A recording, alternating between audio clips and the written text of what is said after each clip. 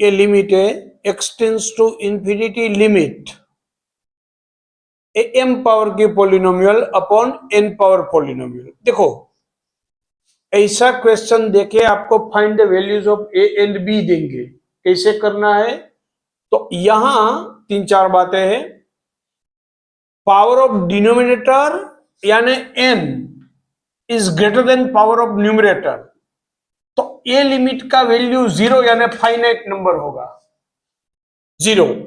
अच्छा, m और n ये दोनों पावर इक्वल रहेंगे, तो इसका आंसर a0 बाई b0। दूसरा, m is greater than n होगा, n a0 b0 greater than 0 है, ये प्रोडक्ट ग्रेटर देन 0, तो इसका आंसर इंफिनिटी। और m is greater than n में सेम थिंग, a0 b0 की प्रोडक्ट लेस देन 0, तो इसका आंसर माइनस इंफिनिटी। अच्छा, ये मगज में रख के, हम दिमाग में रख के we will solve the 3-4 questions here to find the value of a and b। ये क्वेश्चन है find the a and b, तो x² + 1 अपॉन x + 1 माइनस, तो इसका एक्सपेंशन किया तो आपको ये मिला, यानी इसको आपको पूरे पॉलिनोमियल फॉर्म में लिखना है, जैसे ax² bx + c descending order में पॉलिनोमियल लिखते हैं ना, ऐसे ax³ + bx² + cx + d ऐसे। तो ये x² x वाली टर्म कांस्टेंट टर्म अपॉन ये, तो इसका आंसर यानी इसका एक्सपेंशन ये आया, तो x tends to infinity limit of this यानी दिस इक्वल टू 0 गिवन है। अब देखो इसका लिमिट 0, इसकी लिमिट 0, इसका मीनिंग क्या हुआ? ये वाला कि power of denominator n will be greater than m होना चाहिए, ये पावर x का बड़ा होना चाहिए, x का ये बड़ा होना चाहिए, यानी ऊपर x² भी नहीं चलेगा, x भी नहीं चलेगा, यानी सिर्फ ये टर्म अपॉन यही चलेगा। इसका मीनिंग ये नहीं चाहिए, तो 1 - a = 0 और -a + b = 0, यहां से a = 1, यानी a + b 0 में a 1 डालो तो b की value -1। Thank you. Based on this second question, पहले क्वेश्चन में ये लिमिट 0 थी, अब ये लिमिट 2 दी गई है। 2 यानी फाइनाइट नंबर, फाइनाइट नंबर यानी m = n है, तो आंसर a0 बाई b0। तो यहां इसका एक्सपेंशन ये, यानी यहां लिखा, अब आंसर इसका 2 यानी फाइनाइट लिमिट, तो इसका मीनिंग फाइनाइट लिमिट है, तो m और n न्यूमरेटर और डिनोमिनेटर का पावर सेम रहना चाहिए, तो यहां पावर ए 1 है, यहां भी 1 है, देखो तो 1 = 1 ही रहना चाहिए, ये नहीं चाहिए, तो ये 1 - a 0 हो गया। अब देखो ये सेम पावर आया, x का 1 x का 1, अहिया m x⁻m का कोफिशिएंट a0, तो x⁻1 का coefficient -a + b upon b0, यानी b0 क्या है? x⁻n का कोफिशिएंट, तो x⁻n यानी x⁻1 का कोफिशिएंट 1, तो -a + b अपॉन 1, ये इसकी लिमिट हो गई है क्वेश्चन की, और लिमिट कितनी दी है? 2 दी है। समझ रहे हो आप मैं क्या बोल रहा हूं? दैट इज यहां से a = 1, तो यहां से a + b -2, तो a = 1 यहां डालो तो b की value -3। Thank you. Same question third based on this, अभी ये सेम क्वेश्चन है, इसकी लिमिट पहले में 0 थी, दूसरे क्वेश्चन में 2 थी, और थर्ड क्वेश्चन में इसकी लिमिट हमने इंफिनिटी लिखी, यानी ए वाला पॉइंट, यानी m is greater than n, यानी power of numerator polynomial is greater than power of denominator polynomial, तो सेम ही लिखा। इसका एक्सपेंशन ये हमने यहां लिखा, this equal to infinity, infinity यानी m is greater than n। अच्छा, m is greater than n यानी इंफिनिटी, तो m is greater than n होना चाहिए इंफिनिटी के लिए, यानी ये वाला टर्म जो है ना, ये 0 नहीं होना चाहिए, समझे? ऊपर का पावर बड़ा होना चाहिए डिनोमिनेटर के पॉलिनोमियल से, तो a not equal to 0, 1 - a not equal to 0, यानी ए नॉट इक्वल टू 1। अच्छा, एक्स के साथ तो जो भी है कुछ भी चलेगा, यानी बी बिलोंग्स टू आर लिख सकते हैं आप। Thank you. Same question depending upon this formula.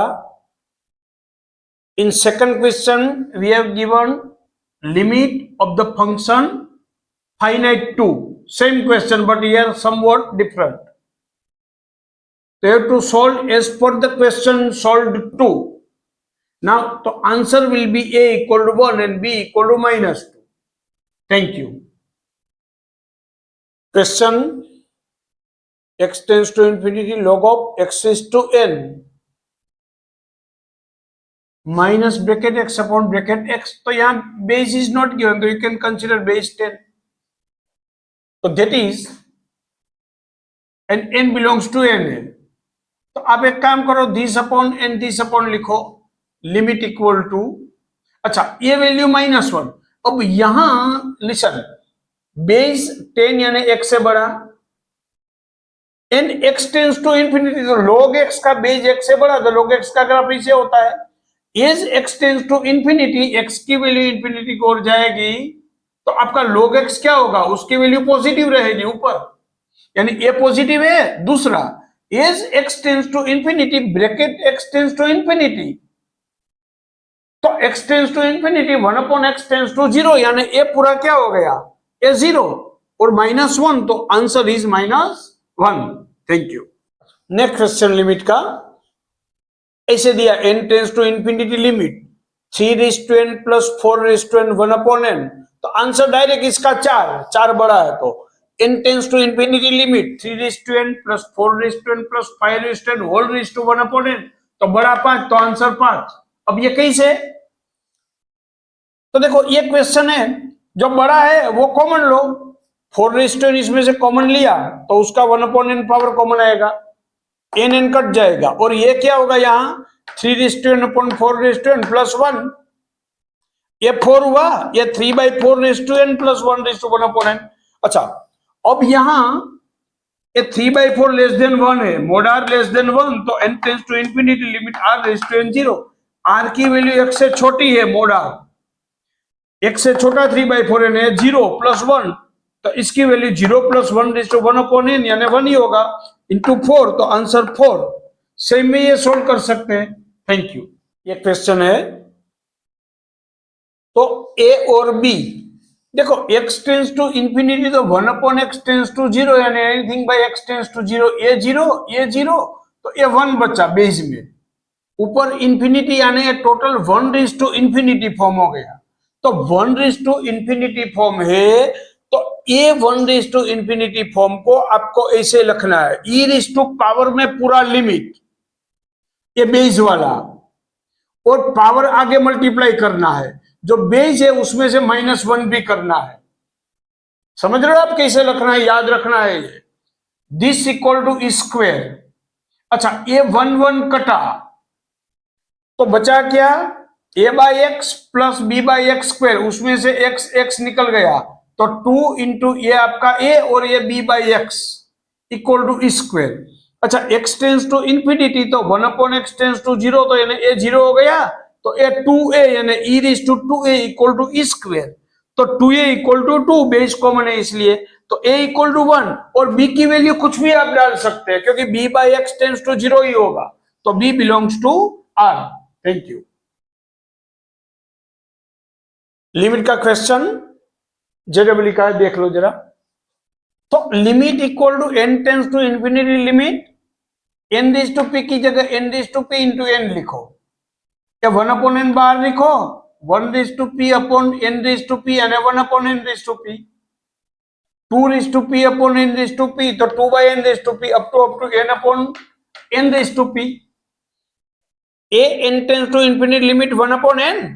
अच्छा, ये सम हो गया, देखो ये सम में variable is what 1 2 3 n change हो रहा है, उसको वेरिएबल बोलेंगे, यानी r बोल दो, अपॉन में n है तो r upon n, total whole raise to p। अच्छा, r की वैल्यू कहां से कहां जाएगी, तो r equal to 1 2 3 up to n, तो sigma is running from r equal to 1 to n, ये लिखा। अच्छा, अब देखो यहां ये definite integration as a limit of sum आ गया आपका 12th का। तो इसको कैसे इंटीग्रेशन में लिखना है, पहले हम इसमें 1/n की जगह क्या लिखेंगे, dx लिखेंगे, और n tends to infinity limit and a sigma r is equal to 1 to n की जगह इंटीग्रेशन की साइन करेंगे हम। r/n आप x ले लो, यानी x इज टू p। अच्छा, अब लिमिट कैसे फाइंड करना है, तो क्या लोअर लिमिट के लिए n tends to infinity limit r/n में लोअर लिमिट डालो r इक्वल टू 1, यानी 1/n, तो n tends to infinity 1/n equal to 0। Upper limit के लिए n tends to infinity limit r/n, ये याद ही रखना है, n tends to infinity limit. Upper limit के लिए अपर वाला r डालना है, r इक्वल टू n, यानी n/n, इसकी वैल्यू 1, तो 0 to 1। अच्छा, x इज टू n का integration x is to n plus 1/n plus 1, पहले 1 डालो x की जगह, तो 1 रेज टू p प्लस 1, यानी 1/p प्लस 1 माइनस x 0, तो ये 0 आंसर। Thank you.